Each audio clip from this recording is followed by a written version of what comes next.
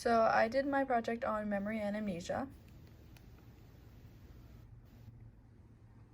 So for an overview of memory, it refers to the psychological processes of acquiring, storing, retaining, and retrieving information. It involves the ability to both preserve and recover information. It's not a flawless process, as forgetting or information just not being properly encoded is definitely normal. Parts of the brain involved with memory are the amygdala, hippocampus, cerebellum, prefrontal cortex, and of course neurotransmitters. And there's three major processes involved in memory, which is encoding, storage, and retrieval. So how memory functions, as I said, encoding, storage, and retrieval are the three parts. Encoding involves the input of information into the memory system. Storage is the retention of the encoded information. Retrieval is getting the information out of memory and back into awareness. So for the formation of memories, to create a new memory, information has to be successfully encoded before being stored for later use. It is believed that memories form through connections that exist between changes in brain neurons, either by strengthening these connections or through the growth of new connections. This is the exact reason why reviewing information improves the ability to remember it, because it strengthens the connections between the synapses that store the memory. Much of our stored memory lies outside of our awareness most of the time, except when we actually need to use it.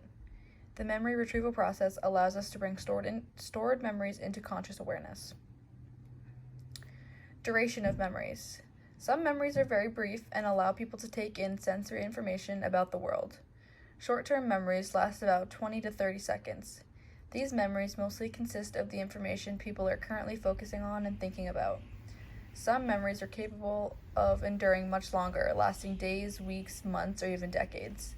Most of these long-term memories lie outside of immediate awareness, but can be drawn into consciousness when needed. And now on to amnesia. So for an overview of amnesia, it refers to the loss of memories, facts, information, and experiences. Movies and television tend to depict amnesia as forgetting your identity, but that's not generally the case in real life. Most people usually know who they are, but they may have trouble learning new information and forming new memories. Amnesia can also be called amnestic syndrome. And unlike a temporary episode of memory loss called transient global amnesia, which I will go into depth in later slides, amnesia can be permanent in some cases. For symptoms of amnesia, the primary symptom of amnesia is memory loss or the inability to form new memories. Others include difficulty recalling facts, events, places, or specific details, which can range from what you ate this morning to the name of the current president. An impaired ability to learn new information, confusion, an inability to recognize locations or faces, confabulation, in which your brain subconsciously invents false memories to fill in memory gaps.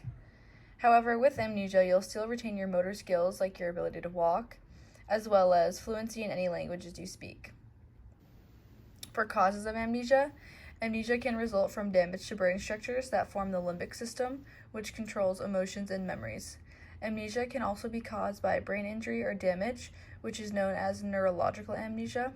And possible causes of neurological amnesia include stroke, brain inflammation, not enough oxygen to the brain, which can happen as a result of a heart attack, respiratory distress, or carbon monoxide poisoning, long-term alcohol misuse that leads to too little vitamin B1 in the body, tumors in areas of the brain that control memory, Alzheimer's disease and other diseases that involve the degeneration of nerve tissue, seizures, certain medicines that act as sedatives like anesthesia, and head injuries depending on the severity. Types of amnesia. There's retrograde, which is loss of existing previously made memories, which can be caused by dementia. Anterograde, which can't form new memories, too much alcohol. That's like a blackout when you can't remember what happened. Transient global amnesia is an episode of confusion or agitation that comes and goes randomly. Infantile or childhood is basically why we can't remember the first 3 to 5 years of our lives. Dissociative, which is difficulty remembering important information about yourself. Post-traumatic amnesia, which happens after a period of unconsciousness. People hospitalized for a traumatic brain injury experience this. And drug-induced, which occurs when you take certain drugs, like, again, anesthesia as a sedative. Risk factors. The chance of developing amnesia increases if you've experienced any of the following: brain surgery, head injury or trauma, stroke, alcohol abuse, seizures, history of migraine attacks, emotional stress, and cardiovascular disease risk factors such as high blood pressure or high cholesterol. Complications and prevention. Amnesia varies in severity and scope. Even mild amnesia takes a toll on daily activities and quality of life. It may not be possible to recover lost memories, experience a diminished quality of life, challenging to perform daily work and social activities due to the difficulty of recalling previous memories and creating new ones. People with severe amnesia may require around-the-clock supervision. And for prevention, it's important to take steps to minimize your chance of amnesia. For example, don't drink large amounts of alcohol, wear a helmet when bicycling and a seatbelt when driving, treat infections quickly so that they don't have a chance to spread to the brain, and get immediate medical treatment if you have symptoms that suggest a stroke or brain aneurysm. As for diagnosis and treatments, amnesia can be diagnosed by a doctor or neurologist by first asking questions about symptoms. They may also perform any of the following: cognitive tests to check memory or order other diagnostic tests, MRI or CT scan to check for brain damage, blood tests to check for nutritional deficiencies that could affect cognitive function. Blood tests can also indicate infections that can cause memory loss.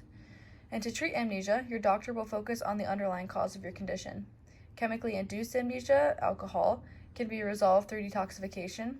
Amnesia from mild head trauma may resolve without treatment within minutes or hours.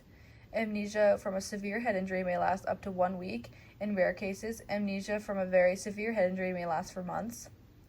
Amnesia from dementia is often incurable. And if you have persistent memory loss, your doctor may recommend occupational therapy. This type of therapy can help you learn new information and memory skills for daily living. And here are my sources.